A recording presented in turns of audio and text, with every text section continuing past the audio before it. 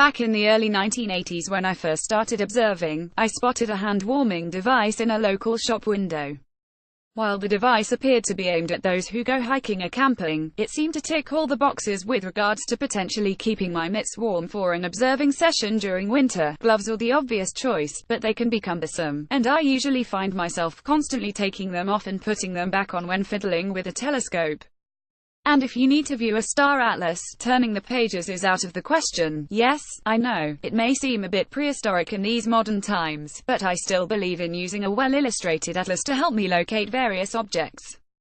By the same token, thinner gloves, which give you more feel and grip, often yield to the cold quickly, so while you may well be able to fiddle with things a little better, numbness soon replaces feeling. The hand-warming device that I stumbled upon comprised several lengthy charcoal-colored flat sticks, each stick measuring about 5 inches long. It transpired that the sticks, once lit, would slowly burn over a period of time, generating heat as they did so for several hours. However, after purchasing said sticks, it dawned on me that having lit sticks in my pocket wasn't a big or clever idea. Sadly, and having spent a lot of pocket money on them, it came to light that the sticks needed to be placed in far more expensive pouch that allowed the heat to be emitted safely. Winter observing can be a test for even the most ardent astronomers. Unfortunately, great fires are not an option. Credit an error on my behalf, and being sorely disappointed at making such a gaffe, I duly approached my parents to buy the actual device, not the gubbins, the sticks that go in it. I couldn't wait to try out this new revolutionary device, and in fact, I remember taking more notice of how my hand warmer would perform than my agenda for observing that night.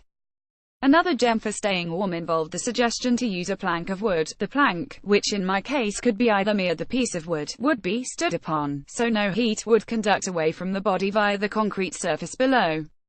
I actually tried this but was unable to tell if it made any difference. Again, I began more preoccupied with the plank than observing.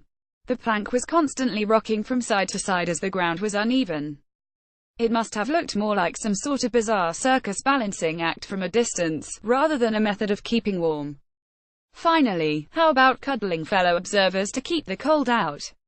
I thought so. With an interest in astronomy since the early 1980s, John has been a freelance writer and broadcaster since 1985, with a regular monthly daytime slot on BBC Radio Wales. His main astronomical instrument is a pair of 20 by 80 binoculars. Like this article. Why not?